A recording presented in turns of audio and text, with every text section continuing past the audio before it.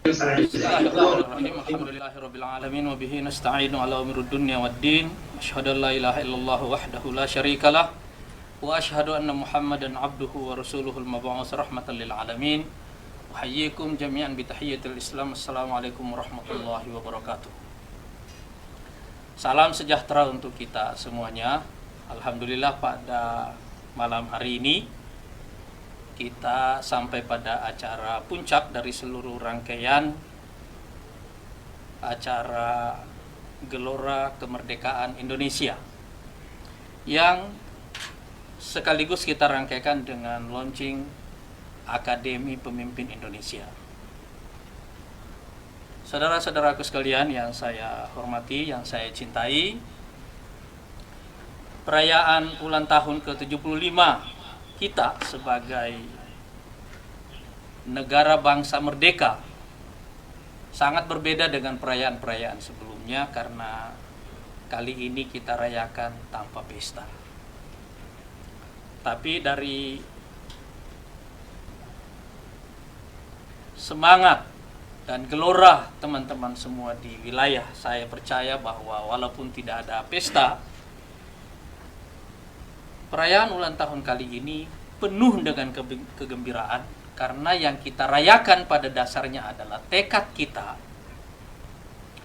untuk membawa Indonesia keluar dari krisis ini, keluar dari krisis berlarut, dan melakukan lompatan besar menjadikan Indonesia sebagai kekuatan kelima dunia. Jadi pada dasarnya, saudara-saudara sekalian, yang kita rayakan adalah tekad itu. Apalagi ketika kita sudah memasuki usia yang ke-75, yang seharusnya membuat kita jauh lebih dewasa, dan karena itu tantangan besar kita adalah bagaimana menghadapi penyakit degenerasi yang biasanya membunuh bangsa-bangsa secara perlahan dengan cara melakukan peremajaan sistematis. Dalam setiap krisis besar biasanya yang kita perlukan selalu ada 3. Yang pertama adalah peta jalan, yang kedua adalah pemimpin, dan yang ketiga adalah determinasi kolektif. Apa yang kita lakukan dalam 4 hari ini adalah meluncing satu lembaga di Partai Gelora, yaitu Akademi Pemimpin Indonesia, untuk memberikan solusi kedua dari yang kita perlukan dalam setiap krisis setelah peta jalan, pemimpin, dan determinasi kolektif. Kita sudah mendiskusikan tahun-tahun sebelumnya tentang narasi yang kita perkenalkan di Partai Gelora ini, narasi yang menjadi alasan Partai Gelora hadir, yaitu bahwa kita sudah memasuki gelombang ketiga Indonesia di dalam sejarah kita, dan karena itu kita memerlukan arah baru, yaitu menjadikan Indonesia sebagai kekuatan kelima dunia, dan untuk itu kita membutuhkan pemimpin dalam jumlah yang besar untuk bisa membawa narasi besar itu. Itulah yang menjadi misi utama dari Akademi Pemimpin Indonesia ini. Nah, saudara-saudara sekalian, pada malam hari ini saya ingin menjelaskan apa sebenarnya fitur-fitur utama dari pemimpin yang ingin kita lahirkan melalui Akademi Pemimpin Indonesia ini. Fitur pertama yang harus menjadi ciri utama dari para pemimpin Partai Gelora yang insya Allah akan memimpin Indonesia dan yang akan membawa Indonesia menjadi kekuatan kelima dunia. Yang pertama adalah bahwa mereka memiliki kesadaran yang mendalam tentang krisis.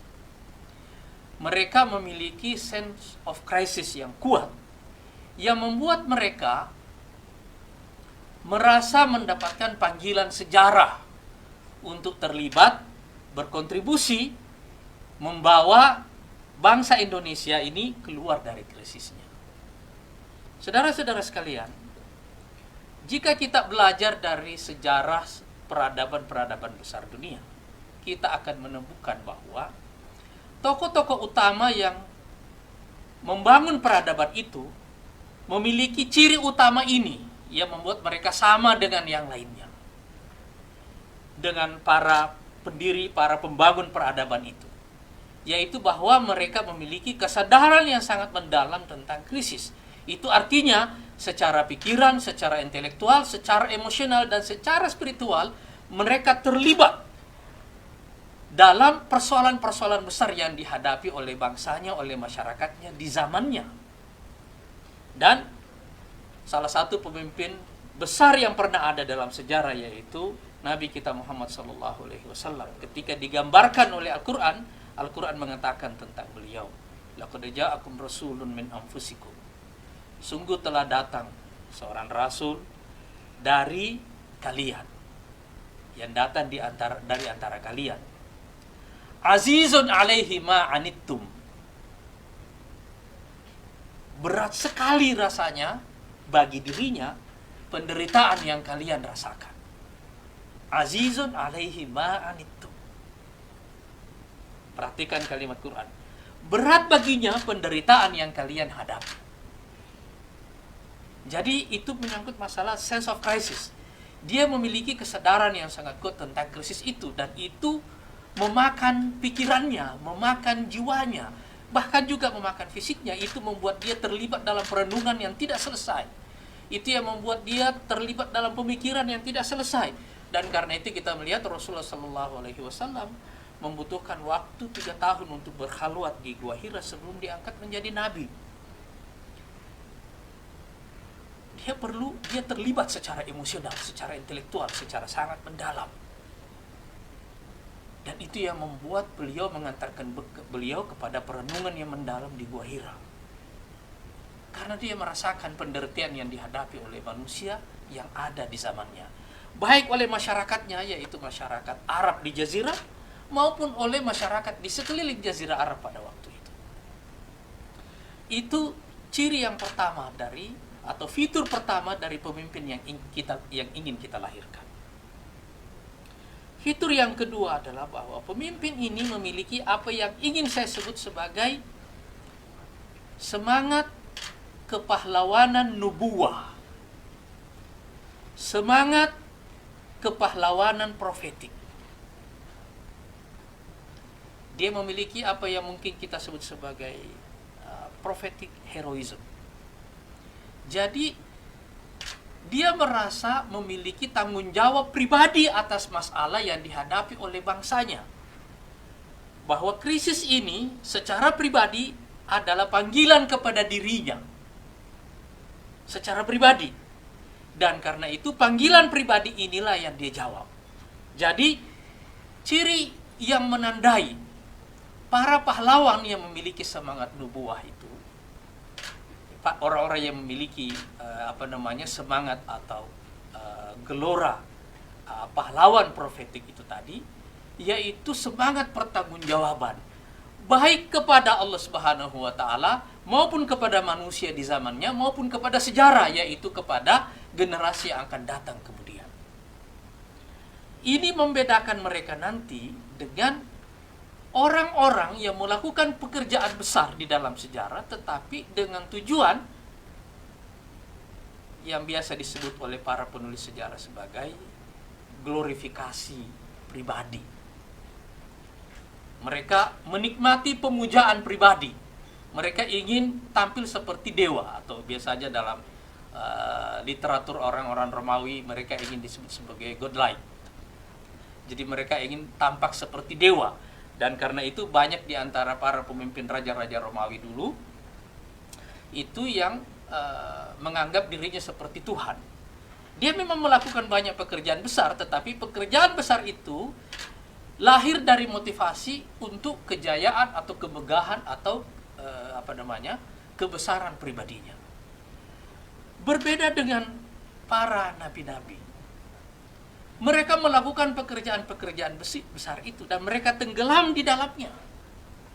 Dan karena itu saudara-saudara sekalian, kita melihat kenapa misalnya kita melihat Nabi Muhammad SAW itu tidak ada patungnya.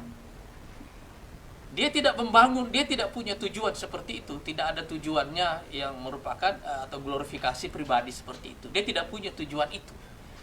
Yang dia lakukan semata-mata adalah kewajiban dia kepada manusia sebagai bentuk pelaksanaan kewajiban dia kepada Allah Subhanahu wa taala. Jadi pertanggungjawabanlah yang mendorong mereka untuk melakukan itu. Dan karena itu saudara-saudara sekalian, inilah nanti yang membedakan mereka ini. Kalau kita melihat dalam pengertian politik, perbedaan antara dua kelompok yang mungkin sama-sama melakukan pekerjaan besar dengan motif yang berbeda. Yang pertama, para pendiri bangsa. Dan yang kedua, para pembangun istana. Mereka ini mendirikan bangsa, mengorbankan hidupnya, mewakafkan waktunya, pikirannya, dan seluruh yang mereka punya untuk kepentingan, untuk kebaikan orang banyak. Bukan untuk dirinya. Mereka tidak membangun istana untuk dirinya. So, mereka juga sadar bahwa mereka tidak bisa memaksakan generasi yang datang sesudahnya untuk mengingat mereka. Tetapi yang pasti adalah bahwasanya mereka mempunyai kewajiban melakukan apa yang sudah menjadi tugas sejarah mereka. Perbedaan antara pendiri bangsa dan pembangun istana ini adalah fitur yang sangat penting yang membedakan antara semangat heroisme murni, semangat kepahlawanan murni dengan semangat kepahlawanan nubuwah atau kepahlawanan profetik. Nah, saudara-saudara sekalian, karena itu kita juga mengenal di dalam sejarah di dalam sejarah Indonesia misalnya, berapa banyak orang yang nyawa yang hilang, yang tidak pernah kita kenang sebagai pahlawan, tidak dikuburkan di Taman Makam Pahlawan Kalibata. Tapi kita semua menikmati, menghirup udara kemerdekaan karena pengorbanan besar mereka itu. Semangat membawa warisan dan amanat para pendiri bangsa itulah yang ingin kita jadikan sebagai salah satu fitur utama para pemimpin yang ingin kita lahirkan di Partai Gelora ini. Nah, saudara-saudara sekalian, di dalam sejarah agama kita, dalam sejarah agama Islam, kita juga mengenal nabi-nabi atau rasul-rasul yang dikenal sebagai ulil azmi, orang-orang yang punya tekad. Mereka adalah Nabi Ibrahim, Nabi Nuh, kemudian ada Nabi Musa, kemudian ada Nabi Isa, dan terakhir Rasulullah SAW yang dikenal sebagai rasul-rasul atau nabi-nabi ulil azmi. Satu, karena tantangan mereka sangat besar, tantangan sosial, tantangan keluarga, tantangan politik, dan seterusnya, yang kemudian sebagian besar biasanya waktunya mereka lama. Kemudian itu biasanya bukan hanya waktu yang lama, tetapi juga range atau wilayah di mana mereka itu bekerja juga luas. Coba bayangkan misalnya Nabi Ibrahim alaihissalam misalnya itu lahir di Irak, kemudian ke Palestina, kemudian ke Mesir, kemudian ke Jazirah Arab. Coba lihat wilayah yang begitu luas yang beliau cover di zamannya. Kita lihat lagi Nabi Musa, kita lihat lagi Nabi Isa alaihissalam, dan seterusnya. Semua mereka menghadapi tantangan-tantangan yang luar biasa besarnya, tetapi mereka memadukan antara wahyu dari langit dan determinasinya sebagai manusia. Mereka punya pertanggungjawaban pribadi, mereka punya semangat melaksanakan tugas itu dan tidak peduli apapun yang datang sesudahnya. Nah, saudara sekalian, inilah fitur kedua yang harus menjadi ciri utama dari pemimpin yang ingin kita lahirkan di Partai Gelora. Yang ketiga, saudara-saudara sekalian, para pemimpin ini membicarakan solusi. Mereka tidak membicarakan masalah.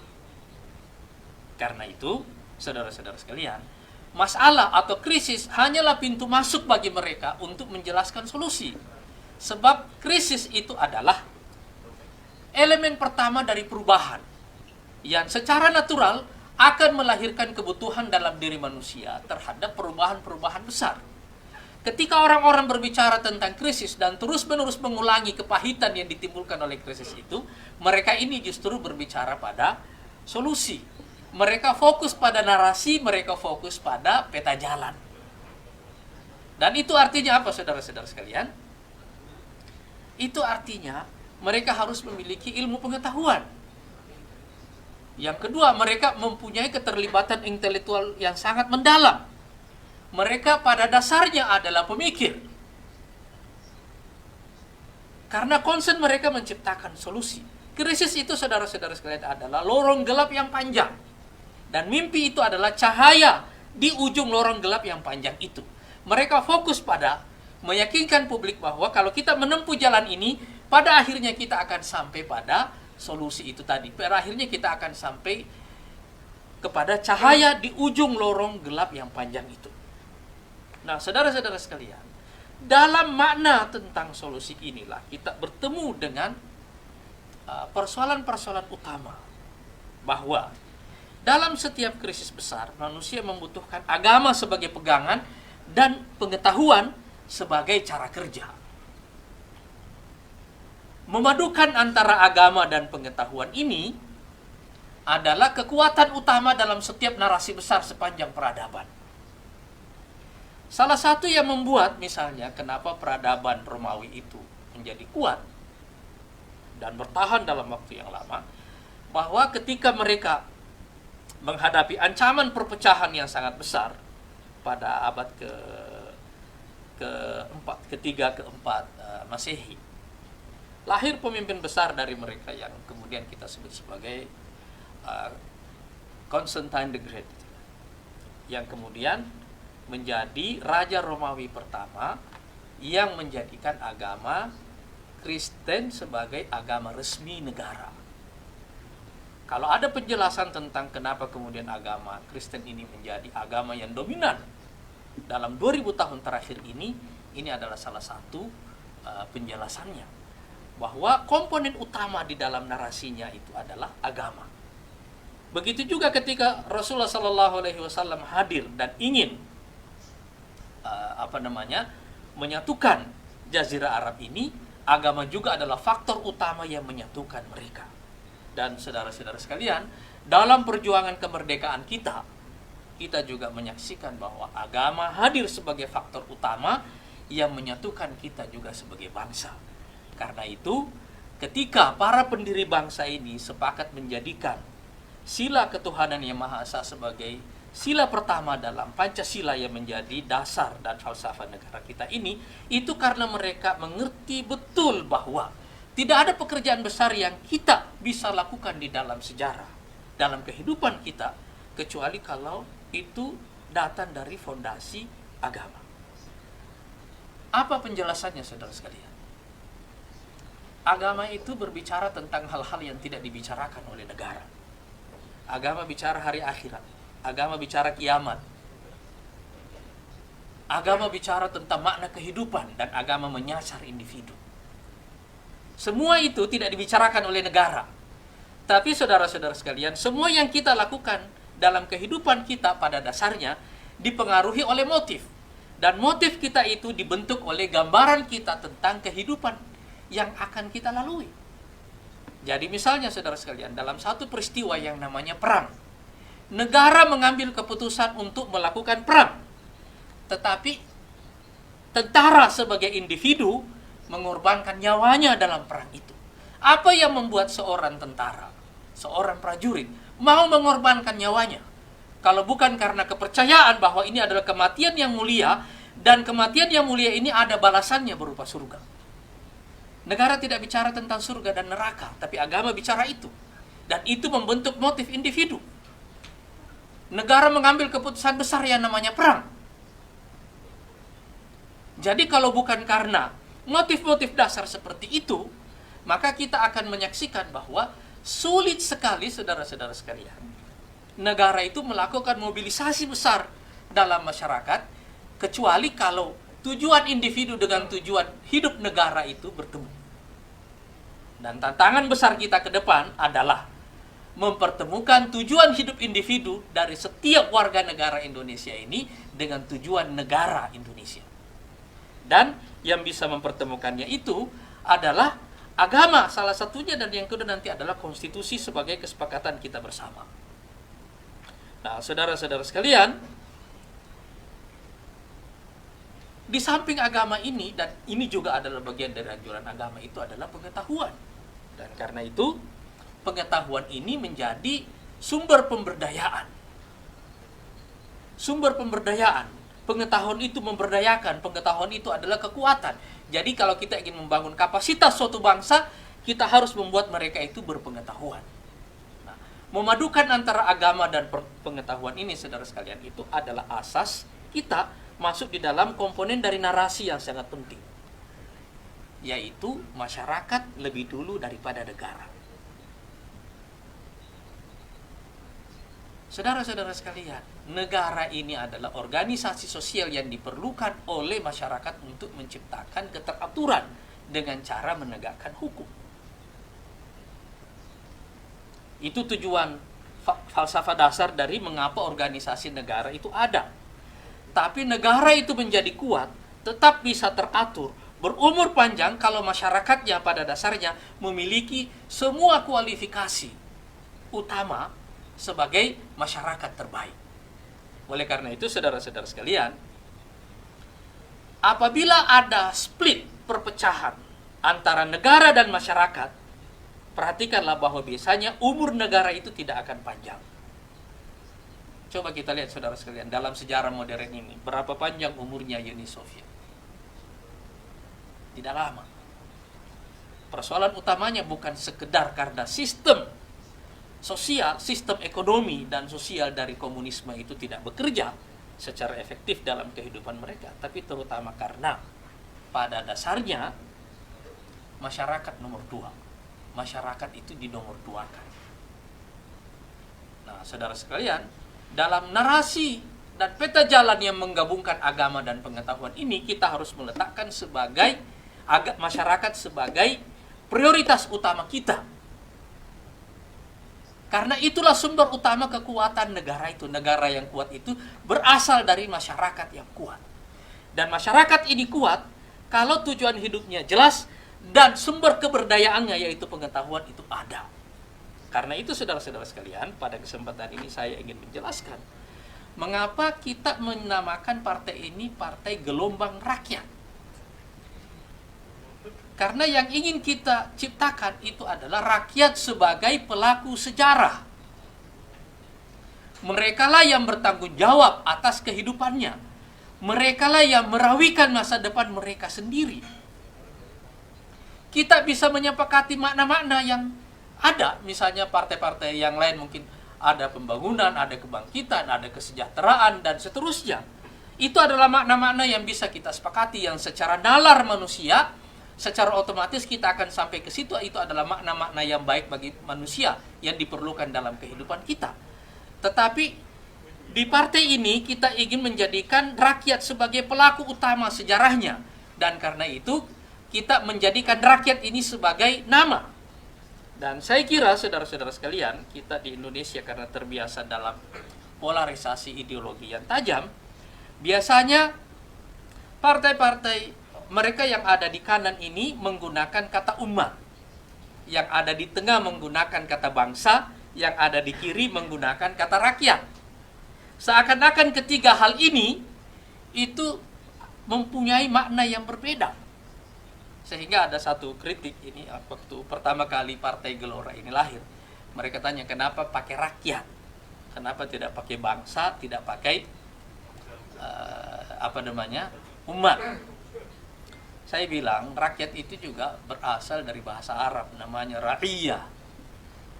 Dan kata ra'iyah ini itu berasal dari akar kata ra'a yura'i. Dan itu yang di dalam hadis Rasulullah sallallahu alaihi wasallam, kullukum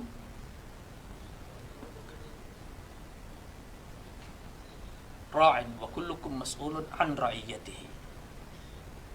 Jadi kalau berasal dari kata ra'a yura'i itu artinya merawat, memelihara. Jadi ra'iyah itu adalah sesuatu yang dirawat, sesuatu yang dipelihara. Dan itu berhubungan dengan makna pertanggungjawaban.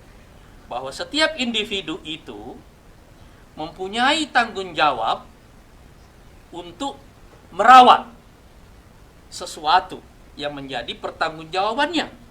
Oleh karena itu, saudara-saudara, dalam kata rakyat itu terkandung dua makna sekaligus, yaitu makna pertanggungjawaban dan juga makna perawatan. Nah, kita sebagai rakyat bertanggung jawab untuk merawat diri kita sendiri, dan karena itu sumber kemajuan kita bersama itu adalah rasa tanggung jawab kolektif dan semangat untuk merawat diri kita secara kolektif. Nah, saudara-saudara sekalian, 3 komponen dasar di dalam narasi ini, yaitu agama, pengetahuan, dan masyarakat. Inilah nanti yang menjadi komponen dasar yang menentukan peta jalan yang kita lalui. Dan saudara-saudara sekalian, jika kita bicara tentang Indonesia sebagai kekuatan kelima dunia, inilah 3 komponen dasarnya, yaitu mendahulukan pembangunan masyarakat ini dengan komponen agama dan pengetahuan sebagai sumber keberdayaannya. Barulah kita melangkah kepada yang lain-lainnya yang biasanya digunakan dalam standar umum negara-negara di dunia sebagai negara kuat, yaitu militer, ekonomi, teknologi, dan seterusnya. Itu semua adalah output dari komponen utama yang melahirkan itu semuanya. Nah, saudara-saudara sekalian, jadi inilah fitur inilah fitur ketiga dari pemimpin yang ingin kita lahirkan di Partai Gelora ini, yaitu bahwa mereka berorientasi pada solusi, bukan pada problema, dan dari solusi itulah muncul narasi dan peta jalan. Dan komponen utamanya narasi dan peta jalan itu adalah agama, pengetahuan, dan masyarakat sebagai sebagai pelaku utamanya. Barulah kita membicarakan output sesudahnya. Nah, saudara sekalian, fitur keempat dari pemimpin yang ingin kita lahirkan di di Partai Gelora ini adalah mereka harus memiliki kemampuan sebagai solidarity maker, sebagai pemersatu. Oleh karena itu, saudara-saudara sekalian, kata gelombang rakyat ini, itu pada kata gelombangnya itu ada makna bahwa kekuatan kolektif kita hanya bisa menjadi gelombang besar di dalam sejarah jika seluruh kekuatan elemen-elemen bangsa ini disatukan, dirajut kembali. Dan karena itu, saudara-saudara sekalian, di tengah krisis seperti ini waktunya kita semuanya menyatukan pikiran kita, melakukan rekonsiliasi elit, lalu kemudian melakukan konsolidasi bangsa. Kalau tidak ada rekonsiliasi seperti itu, kita selamanya akan hidup dalam keterbelahan. Kita ini, saudara-saudara sekalian, seperti sapu lidi. Kalau tidak disatukan, kita tidak bisa menyapu, tidak bisa membersihkan kotoran. Oleh karena itu, semangat sebagai solidarity maker ini, itu adalah fitur utama yang harus ada pada para pemimpin yang ingin dilahirkan oleh Partai Gelora. Nah, fitur yang kelima yaitu fitur efektivitas. Yang saya maksud dengan efektivitas itu adalah bahwa para pemimpin yang ingin kita lahirkan ini bukan hanya mengerti apa yang dia mau, bukan hanya mengerti bisa berbicara tentang narasi yang ingin dia bawa, tapi juga bagaimana membuat narasi itu bekerja dalam kehidupan yang real. Bagaimana membuat rencana-rencananya itu real, terlaksana, tereksekusi dengan baik dalam kenyataan. Jadi di luar dari kenyataan bahwa mereka mempunyai rasa tanggung jawab yang tinggi, mempunyai pengetahuan yang luas, mereka juga mampu merealisasikan mimpi-mimpi yang mereka sebutkan itu, yang mereka ceritakan itu. Mereka bisa mengeksekusinya. Mereka adalah orang-orang yang efektif. Mereka adalah pelaku yang efektif. Mereka adalah pemimpin yang efektif. Nah, saudara-saudara sekalian, inilah 5 fitur utama yang harus menjadi fitur-fitur utama dari para pemimpin yang ingin kita lahirkan di Partai Gelora ini. Nah, saudara sekalian, seperti yang saya katakan tadi, bahwa kita lahir dengan semangat membawa amanah para pendiri bangsa. Dan karena itu semangat kepahlawanan nubuah ini, semangat heroisme ini dengan semangat nubuah tadi itu harus membuat kita seperti yang ada dalam cerita Nabi kita Muhammad SAW. Muhammad Iqbal mengatakan, ini penyair dari Pakistan, mengatakan bahwa ketika Nabi sudah sampai ke Sidratul Muntaha dalam peristiwa Isra Mi'raj itu, jika saya adalah Nabi Muhammad, saya tidak akan turun lagi ke bumi. Tapi kenyataannya beliau turun ke bumi. Turun ke bumi dan melakukan pergulatan yang panjang. Dia bisa menikmati keberadaan di Sidratul Muntaha itu, tapi beliau tetap kembali ke bumi dan melakukan pergulatan yang panjang selama hidup beliau itu. Jadi ini yang saya maksud dengan efektivitas, bahwa mereka bukan hanya punya mimpi besar, tapi juga mereka bisa mengeksekusi mimpi-mimpi besar itu dalam rencana-rencana yang realistis, rencana-rencana yang jelas, dan bisa dieksekusi secara baik. Mereka idealis, tetapi juga mereka sangat realistik. Nah, saudara-saudara sekalian, di dalam sejarah bangsa kita juga melihat bahwa ketika para pendiri bangsa itu sudah mempunyai imajinasi tentang Indonesia, kan kita melihat ini ada gelombang pertama dalam proses menjadi Indonesia itu yang ditandai dengan munculnya pergerakan nasional di awal abad ke-20. Setelah itu kemudian ide tentang Indonesia ini mulai matang, dan itu yang dideklar oleh para pemuda dalam peristiwa Sumpah Pemuda pada tahun 28. Dan kemudian setelah itu kita melihat ada kelahiran sebuah bangsa baru dengan identitas baru yang membutuhkan kedaulatan. Kedaulatan itulah yang kita deklar pada 17 Agustus tahun 45. Itu Itu peta jalannya. Itu artinya, saudara-saudara sekalian, bahwa para pendiri bangsa itu bukan hanya punya imajinasi yang luar biasa dan yang luar biasa agungnya, bukan hanya punya mimpi besar yang mungkin tidak terbayangkan sebelumnya, tetapi juga terlihat bahwa di dalam sejarah kita itu ada peta jalan yang membuat mimpi itu nyata. Mimpi menjadi Indonesia itu kemudian jadi nyata. Nah, karena itu saudara-saudara sekalian, ketika kita mendeklar bahwa kita ingin membawa Indonesia menjadi kekuatan kelima dunia, insya Allah kita juga harus mempunyai langkah-langkah menuju ke sana, dan kita yakin bahwa kita bisa melaksanakan semua langkah-langkah itu secara bertahap, secara realistis. Kita harus mengerti caranya, harus juga mengerti bagaimana membuat rencana itu terlaksana secara efektif dalam kehidupan nyata. Nah, saudara-saudara sekalian, dengan menggabungkan fitur-fitur ini, saya percaya bahwa tugas utama kita di Partai Gelora ini yaitu melahirkan menjadi sekolah kepemimpinan bagi bangsa dan negara Indonesia ini, insya Allah bisa kita lakukan. Dan jika ada kontribusi besar kita bagi bangsa di kemudian hari adalah bahwa wadah ini, partai ini menjadi organisasi yang melahirkan bakat-bakat terbaik dari yang ada di masyarakat kita, di bangsa Indonesia ini, untuk memimpin Indonesia di masa yang akan datang insya Allah. Wassalamualaikum warahmatullahi wabarakatuh.